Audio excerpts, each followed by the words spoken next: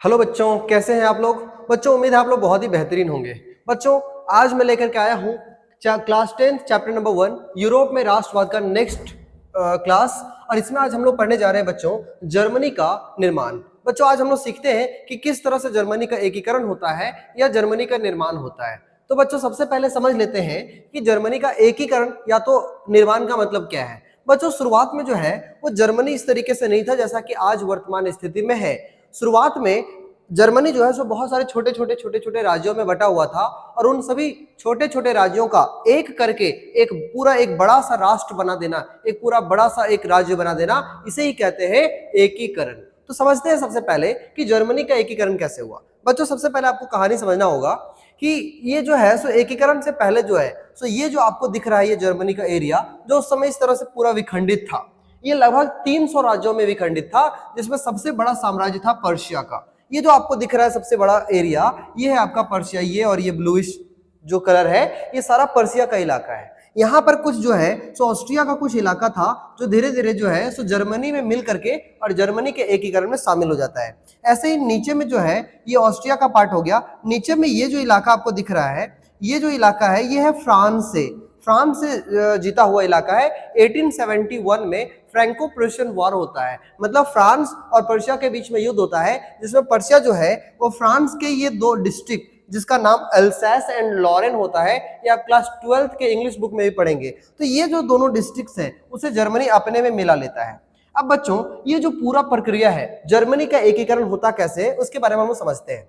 Actually में हम जब यूरोप में राष्ट्रवाद पढ़ रहे होते हैं तो हमने आपको बताया कि किस तरीके से फ्रांस में नेपोलियन बोनापार्ट का उदय होता है और उसके बाद ये रूढ़िवादियों के पास ये सत्ता आ जाती है। उसके बाद कुछ उदारवादी जो सोच के लोग होते हैं उन लोग समाज में आते हैं और उन लोग जो लिबरल चाहते हैं, सबके लिए उदारवादी के मायने अलग होते हैं। तो उसी तरीके से जब जर्मनी में जब ये बात उठती है तो उदारवादी जो थे, जो मध्य वर्गीय कुछ बुद्धिजीवी के लोग थे, मतलब जो मिडिल क्लास में जो कुछ पढ़े लिखे लोग नौजवान थे, वे लोग अब उदारवादी सोच के साथ और वो सोच रहे थे कि अब हम संविधान का निर्माण करेंगे। लेकिन बच्चों ये जो संविधान निर्माण की बात है ये इसके लिए उन्होंने क्या किया था कि फ्रैंकफर्ट शहर में पार्लियामेंट को बनाया। और पार्लियामेंट, लेकिन ये पार्लियामेंट जो बना ये सफल नहीं हो पाया। क्यों नहीं हो पाया? क्योंकि इसमें एक जो साम्राज्य था उस समय ऑस्ट्रिया, उसका जो है तो समझ लीजिए उसका भागीदारी उसमें नहीं मिल पाया और इस वजह से पार्लियामेंट नहीं बन पाया। तो उदारवादियों के द्वारा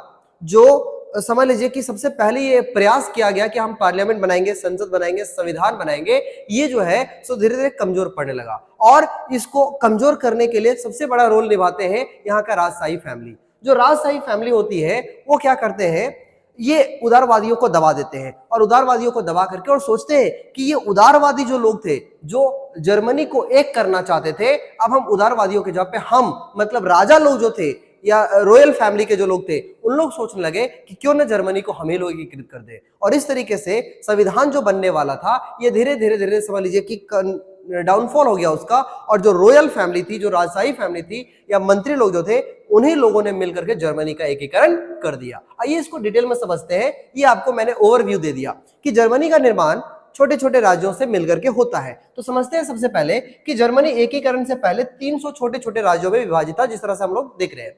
अच्छा, 1815 में जर्मनी के राज्यों को ऑस्ट्रिया के साथ मिला करके जर्मन महासंघ बनाने की कोशिश की गई थी। शुरुआत में ऑस्ट्रिया के साथ मिला करके और जर्मन का एक बहुत बड़ा साम्राज्य बनाने की कोशिश की गई थी, लेकिन वो कोशिश जो है वो विफल रही गई। इसीलिए क्या हुआ, 1848 में जर्मनी के कई राज्यों में विद्रोह हो गए।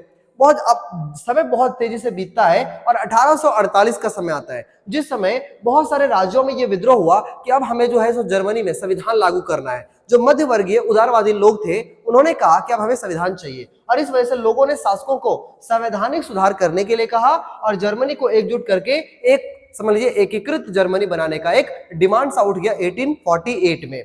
इसका उद्देश्य और इसी उद्देश्य से फ्रैंकफर्ट में उदारवादियों द्वारा एक राष्ट्रीय पार्लियामेंट बुलाई गई। फ्रैंकफर्ट शहर में उदारवादियों ने मिलकर के एक संविधान बनाने को लेकर के एक मीटिंग बुलाई कि चलो आओ हम लोग मिल करके और पूरा एकीकृत जर्मनी जो है उसके लिए एक संविधान बनाएंगे। लेकिन ये पॉसिबल नहीं हो पाया बच्चों।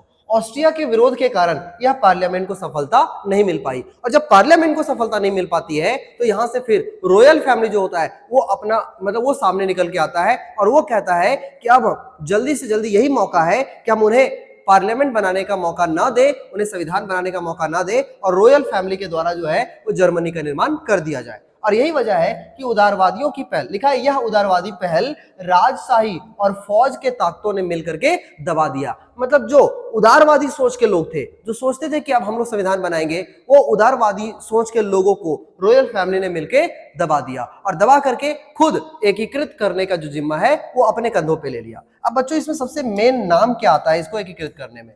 तो इसमें मेन नाम आता है आपका जर्मनी का जो राजा था जिसका नाम था विलियम प्रथम। इसका एक प्रधानमंत्री था जिसका नाम था वोटो वॉन बिस्मार्क। ये नाम आपको बहुत अच्छे से याद रखना चाहिए क्योंकि जर्मनी का एकीकृत करने के लिए जो आंदोलन चला, जो सभी राज्यों को मिला करके और एक साथ इकट्ठा किया, एकीकृत किया, वो था वोटो वॉन बिस्मार्क। बच्चों ये कौन था? तो ये विलियम प्रथम जो उस समय प्रशा का राजा था। ये जो सबसे बड़ा इलाका आपको दिखता है मैप में, ये जो सबसे बड़ा इलाका दिखता है प्रशा, उसका जो राजा था विलियम प्रथम, उसका जो प्रधानमंत्री है उसका नाम था काउर। आप देख सकते हैं यहां पर इसका फोटो भी हमने लगा रखा है। तो ये जो आपको दिख रहा है ये वो राजा है जिसका नाम है विलियम प्रथम और ये है उसका प्रधानमंत्री वोटो वॉन बिस्मार्क। तो वोटो वॉन बिस्मार्क क्या करता है? ये जो है सो बिस्मार्क जो है वो जर्मन संघ के एकीकरण के लिए बहुत सारा आंदोलन का नेतृत्व करता है। मतलब वो जर्मनी को एकत्रित करने के लिए, उसे इकट्ठा करने के लिए जो आंदोलन चलता है उसका नेतृत्व करता है, उसका लीडरशिप निभाता है। उसके लिए वो 7 वर्षों में, टोटल 7 ईयर्स में वो ऑस्ट्रिया के साथ, डेनमार्क के साथ और फ्रांस से 3 युद्ध जीतता है।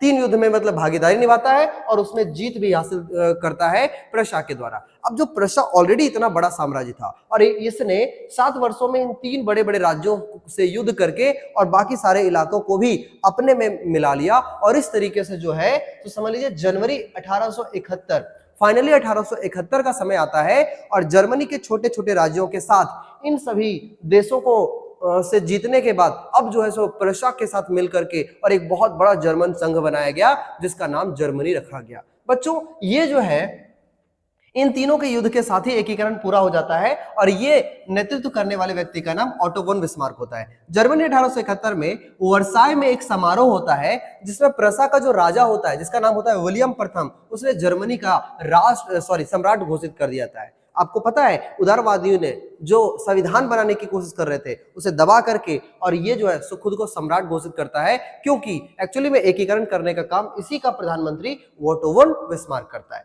18 जनवरी 1871 में जर्मन राज्य के राजकुमार, सेना के कुछ प्रतिनिधि लोग और बिस्मार्क समेत कई सारे मंत्रियों का एक बैठक होती है और वो बैठक होती है बच्चों शीश महल में। और शीश महल में बैठक होने के बाद वहां पर ये जो विलियम प्रथम है जिसका पूरा नाम काइजर विलियम प्रथम है, इन्होंने जर्मन साम्राज्य की घोषणा कर दी। कहने का मतलब उसने बता दिया कि इतने सारे 300 छोटे छोटे कई सारे राज्यों को मिला करके हमने एक बहुत बड़ा साम्राज्य बनाया है और इसका नाम जर्मनी होगा। और इस तरीके से बच्चों जर्मनी जो बहुत छोटे छोटे राज्यों में विखंडित था वो अब मिलकर के एक बहुत ही बड़ा साम्राज्य बन चुका था। नए राज्य में जर्मनी की मुद्रा पर, बैंकिंग पर और कानूनी और न्यायिक व्यवस्था पर बहुत अच्छे से ध्यान दिया विलियम प्रथम और बिस्मार्क के नेतृत्व में। और इस तरह से जर्मनी जो है सो वहां पे संविधान तो लागू नहीं हुआ लेकिन राजा जो है वो अपने नेतृत्व में जर्मनी का एक बहुत ही बड़ा एकीकरण कर लेता है। और ये जो कहानी है ये कंप्लीट होती है 1871 में, समझ लीजिए कि एकीकरण पूरी तरह से पूरा हो जाता है। तो बच्चों एक और चीज आप यहां से समझ सकते हैं कि जिस तरीके से बिस्मार्क को जर्मनी से लेकर के याद किया जाता है, जर्मनी में बहुत सारे छोटे छोटे राज्यों को मिला करके और जर्मनी के बनाने को लेकर के उन्हें याद किया जाता है, उसी तरीके से आपको भारत का बिस्मार्क भी याद रखना चाहिए। इसी से संबंधित भारत का बिस्मार्क किसे कहा जाता है? तो बच्चों भारत का जो बिस्मार्क है ये कहा जाता है आपका सरदार वल्लभ भाई पटेल को। सरदार वल्लभ भाई पटेल जो है, सरदार वल्लभ भाई पटेल, इनको ही भारत का बिस्मार्क कहा जाता है क्योंकि भारत जो कई सारे छोटे छोटे रियासतों में भारत भी टुकड़े में बटा हुआ था, इन सभी रियासतों को एक्चुअली 562 जो रियासत थे इनको एक साथ करके एकीकृत करके और एक समझ लीजिए अखंड भारत का निर्माण करने वाले जो व्यक्ति थे इनका नाम था सरदार वल्लभ भाई पटेल। इस वजह से भारत का जो बिस्मार्क है ये सरदार वल्लभ भाई पटेल को कहा जाता है। आई होप आपको जर्मनी का ये एकीकरण बहुत ही अच्छे से समझ में आ गया होगा। आइए समझते हैं बच्चों कि अब इटली का एकीकरण क्या होता है। बच्चों एकीकरण का मतलब हमने समझ रखा है, एकीकरण का मतलब होता है कि छोटे छोटे साम्राज्यों को जोड़ करके और एक बड़ा राष्ट्र बना देना एकीकरण कहलाता है। तो अब हम लोग जर्मनी के एकीकरण के बाद इटली का एकीकरण पढ़ने के लिए जा रहे हैं। तो बच्चों सबसे पहले आपको इसमें मैप समझना होगा कि ये मैप हमसे क्या कहना चाह रहा है।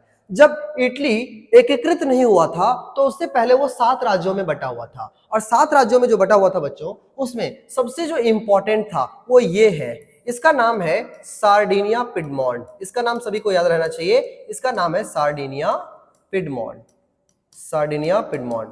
अब बच्चों ये जो सार्डिनिया पिडमॉन्ट नाम का ये जो इलाका है, ये एक्चुअली में इसलिए इंपॉर्टेंट है कि यही ये 2 इलाके थे जहां पर इटालवी राजघराने, मतलब जो हम इटली का एकीकरण कर रहे हैं उसमें लोकल इटली के रहने वाला जो राजघराना है वो सिर्फ इस इलाके में ही रहा करते थे। फिर बाकी इलाका किसके कंट्रोल में था? तो बाकी इलाका जो है वो बाहर के द्वारा इन्वेडर्स का, मतलब बाहर से आए हुए लोगों का शासन अलग अलग इलाकों पे था। जैसे कि दक्षिण इटली में यदि हम बात करें तो यहां पर जो है तो आपको 2 सिसिलियों के साम्राज्य के लोग दिखेंगे। सिसिलियों इनका जो है सो आपको यहाँ पे राज दिखेगा। बीच में जो है सो पोप का राज दिखेगा, और इस तरीके से बहुत सारे बाहर से आए हुए लोग जो है, और नीचे में स्पेन के, यहाँ पर जो एक्चुअली में स्पेन के राजा, स्पेन के बुर्बो वंश का शासन चल रहा था। तो बच्चों ये आपको याद रखना है कि किस तरीके से ये पूरा जो इटली है वो 7 भागों में डिवाइडेड था, जिसमें केवल सार्डिनिया पिडमॉन्ट जो है यहीं पर प्योर इटली के जो लोग थे, इटली राजघराने का शासन केवल इन दोनों में था। तो आई होप आपको समझ में आ रहा होगा कि ये सभी चूंकि बाहर से आए हुए इन्वेडर्स हैं तो इन लोगों को इटली के एकीकरण में ज्यादा इंटरेस्ट नहीं होगा, तो ज्यादा इंटरेस्ट दिखाते हैं सार्डिनिया पिडमॉन्ट के शासक, जिसका नाम होता है विक्टर एमेनुएल द्वितीय। तो बच्चों ये हम लोग समझते हैं, अभी इसमें आगे आएगा विक्टर एमेनुएल द्वितीय जो कि सार्डिनिया पिडमॉन्ट के शासक होते हैं, और इसका जो मंत्री होता है, इसका भी जो मंत्री होता है एक्चुअली वो ये सारे मिल करके जो होते हैं, इसका मंत्री का नाम होता है काउर। तो वो जो होते हैं ये दोनों मिल करके और ये पूरा इटली का एकीकरण में पार्टिसिपेशन दिखाएंगे। इसका रीजन आपको समझ में आ गया होगा, क्योंकि इटालवी राजघराने का सिर्फ यही दोनों लोग थे, बाकी सब तो बाहर से आए हुए इन्वेडर्स हैं। तो अब इन सभी को यहां से भगा करके और इटली का एक पूरा जो है समझ लीजिए एकीकरण कर दिया जाएगा, और इस तरीके से इटली का एकीकरण पूरा होगा। आइए इसको लाइन बाय लाइन समझते हैं।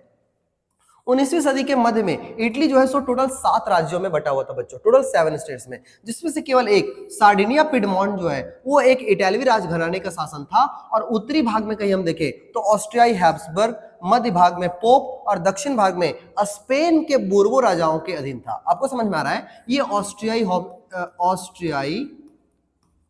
ऑस्ट्रियाई हैब्सबर्ग का हिस्सा है, हैब्सबर्ग। तो ये जो उत्तरी वाला भाग है बच्चों, ये ऑस्ट्रियाई हैब्सबर्ग का इलाका है। ये दोनों सार्डिनिया पिडमॉन्ट जो इटालवी राजघराने का लोग है उसका शासन था, मध्य में पोप का, और दक्षिण में जो है सिसिलियों का या स्पेन के बुर्बो वंश का राज था। अब इन सभी को हटा करके और किस तरह से इटली को एकीकृत किया जाएगा आइए समझते हैं।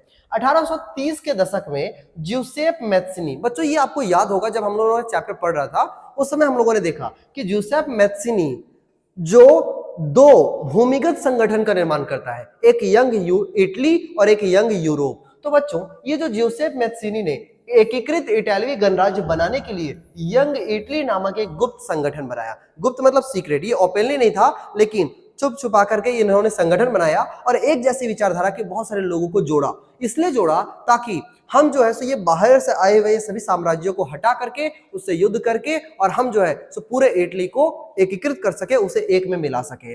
1831 से लेकर के 1848 में क्रांतिकारी विद्रोह की असफलता युद्ध के जरिए राज्य को जोड़ने की जिम्मेदारी अब सार्डिनिया पिडमॉन्ट के शासक विक्टर एमेनुएल द्वितीय पे आ गई। मतलब ये हुआ कि यंग इटली तो एक संगठन था और कई सारे क्रांतिकारी युद्ध होते हैं, बहुत सारे युद्ध होते हैं, बट इन सभी में यह सारे युद्ध जो है और विद्रोह जो है वो सारा असफल होता है। जब असफल होता है तब सामने आते हैं सार्डिनिया पिडमॉन्ट के, जो इटालवी राजघराने का एकमात्र समझ लीजिए कि इलाका था। सार्डिनिया पिडमॉन्ट के शासक विक्टर एमेनुएल द्वितीय जो है अब वो कहते हैं कि देखो अब हम जो है सो इस पूरे इटली को एकीकृत करेंगे। जिस तरह से हमने देखा था पहले, जर्मनी के एकीकरण में भी उदारवादी लोग पहले आगे बढ़ के आते हैं और कहते हैं कि हम संविधान निर्माण करेंगे, लेकिन जो राजघराने थे, जो राजघराने के लोग थे, उन्होंने उसे दबा करके और खुद जो है वो उसे एकीकृत करने का फैसला लेते हैं। उसी तरीके से यहां पर भी होता है, जब सारे विद्रोह जो उदारवादियों के द्वारा किए जाने वाले विद्रोह थे, ये सारा जब विद्रोह दब जाता है तो सार्डिनिया पिडमॉन्ट के जो शासक होते हैं विक्टर एमेनुएल द्वितीय, उन्होंने अपने कंधों पे ये जिम्मेदारी ले ली कि अब हम इटली का जो है सो एकीकरण कंप्लीट करेंगे। और बच्चों इसमें साथ कौन देता है? तो इसमें साथ देता है उसका मंत्री जिसका नाम होता है काउर। मंत्री प्रमुख काउर ने इटली एकीकरण आंदोलन का नेतृत्व किया, जिसमें फ्रांस के साथ कूटनीतिक संधि से 1859 में सार्डिनिया पिडमॉन्ट को ऑस्ट्रिया के खिलाफ जीत दिलाई। कहने का मतलब बच्चों समझिएगा कि इसमें मंत्री प्रमुख काउर का क्यों इतना बड़ा रोल आता है, क्योंकि इसी के कूटनीति के वजह से फ्रांस के साथ मिलकर काउर फ्रांस के साथ मिलकर और ऑस्ट्रिया जो है उसे जीत लेता है। तो आप समझ पा रहे होंगे कि किस तरीके से काउर जो है वो फ्रांस के साथ कूटनीतिक संधि करके और सार्डिनिया पिडमॉन्ट को ऑस्ट्रिया के खिलाफ जीत दिलाता है। कहने का मतलब इन दोनों के बीच में जब युद्ध होता है तो सार्डिनिया पिडमॉन्ट जीत जाता है, और ये जो आपने पीछे भी स्लाइड में देखा मैप, ऑस्ट्रियाई हैब्सबर्ग का जो हिस्सा है उसे भी इटली में मिला लेता है। इस तरीके से जो काउर है वो समझ लीजिए बहुत सारी कूटनीति का इस्तेमाल करके और इटली को एकीकृत करने की कोशिश कर रहा है। जोसेफ गैरिबाल्डी, बच्चों एक बहुत इंपॉर्टेंट नाम आता है आपका इसमें, आप देख पा रहे होंगे यहाँ पे, ये है मंत्री प्रमुख काउर, ये है आपका विक्टर एमेनुएल द्वितीय, एक्चुअली जो सार्डिनिया पिडमॉन्ट के राजा थे। और ये बच्चों इसको तो आप पहचानते हैं, ये जो है सो जोसेफ मैस्सिनी है, जिन्होंने यंग इटली और यंग यूरोप नाम के दो भूमिगत संगठन का निर्माण किया था। और ये बच्चों बहुत ही इंपॉर्टेंट पर्सन इस रोल में, इस इटली के एकीकरण में आएंगे, जिनका नाम है गैरिबाल्डी, जोसेफ गैरिबाल्डी। अब इन्होंने क्या किया बच्चों, एक्चुअली में मैप देखेंगे तो आपको ये समझ में आएगा कि ये जो नीचे में स्पेन के जो कब्जे में था ये सारा इलाका, यहां पर गैरिबाल्डी ने यहाँ के जो लोकल किसान थे, इन किसानों के साथ मिलकर के और स्वयं सेवक संघ की स्थापना करता है। कहने का मतलब इन सभी किसानों को इसके अंदर राष्ट्रवादी की भावना को बढ़ा करके और किसानों को अपने साथ मिला करके और स्पेन के बोर्बो वंश के राजा के ऊपर आक्रमण करवा करके और इस सारे इलाके को भी इटली में एकीकृत करने में ये बहुत बड़ा रोल निभाता है। बच्चों ध्यान रखिएगा, इन्होंने सशस्त्र और स्वयं सेवक का मतलब ये है कि वो खुद से अपने देश की आजादी के लिए किसानों को एकत्रित किया और कहा कि आपको अपने देश की आजादी के लिए लड़ना है, और उनके अंदर राष्ट्रवाद की विचारधारा को फैला करके और गैरिबाल्डी ने साउथ में इस इलाके को जीत करके और यहां पर इसमें मिला लेता है। आई होप समझ में आ रहा होगा कि गैरिबाल्डी का क्या रोल है। तो बच्चों आगे हम लोग समझते हैं कि जोसेफ गैरिबाल्डी के नेतृत्व में भारी संख्या में सशस्त्र स्वयं सेवक ने इस युद्ध में हिस्सा लिया, जिन्होंने 1860 में दक्षिणी इटली में दो सिसिलियों के राज्य में प्रवेश करके स्पेन के जो शासक थे उसको हटा करके और किसानों का समर्थन प्राप्त किया। मतलब किसानों के मदद से जो दक्षिणी इलाका था जहां पे स्पेन के राजा का शासन था उसको भी जीत करके इटली में मिला दिया। फाइनली 1861, बच्चों याद रखना है जर्मनी का एकीकरण 1871 में पूरा होता है और इटली का जो है वो 1861 में इमैनुएल द्वितीय, जो विक्टर एमेनुएल द्वितीय था, ये जो सार्डिनिया पिडमॉन्ट के शासक थे, उनको एकीकृत इटली का जो है वो राजा घोषित कर दिया जाता है और इस तरीके से जो है सो इटली का एकीकरण भी कंप्लीट हो जाता है। तो सबसे पहले हम लोग क्या करते हैं, एक ओवरव्यू लेते हैं। बच्चों आपने देखा कि किस तरीके से ये जो है ये पूरा जो इटली है वो 7 भागों में बटा हुआ था, जिसमें से इटालवी राजघराने का शासन जो है वो सार्डिनिया पिडमॉन्ट केवल होता है। विक्टर एमेनुएल द्वितीय जो इटालवी राजघराने से संबंध रखता है, ये जो है सो स्पेन के बोर्बो वंश का शासन है, यहाँ पर ऑस्ट्रियाई हैब्सबर्ग का हिस्सा है और बीच में कुछ पोप वंश का भी हम देखते हैं यहाँ पे आता है शासन। तो जब उदारवादी आंदोलन बढ़ रहा था तो उसके दबा करके जब उसका विद्रोह सफल नहीं हो पाया तो सार्डिनिया पिडमॉन्ट ने अपने कंधों पे ये जिम्मेदारी ले ली कि हम इटली को एकीकृत करेंगे, और ये तो इसका था ही। ऑस्ट्रियाई हैब्सबर्ग के साथ फ्रांस के साथ मिलकर के इसे भी जीत लिया। नीचे में जोसेफ गैरिबाल्डी जो थे वो किसानों का हेल्प लेकर के इसे भी इटली में मिला दिया। मध्य में जोसेफ मैस्सिनी का यंग इटली नाम का जो विद्रोह चला रहे थे, उन सबके मदद से जो है तो पूरा इटली जो है फाइनली 1861 में जो है 1861 जो है इस समय पूरा इटली को एकीकृत कर दिया जाता है और इस तरीके से इटली आज के जैसा एक बड़ा सा साम्राज्य बनता है और इटली के नाम से ये फेमस हो जाता है। आई होप इटली का एकीकरण भी आपको बहुत ही अच्छे से समझ में आ गया होगा, कोई डाउट नहीं होगा। Thank you.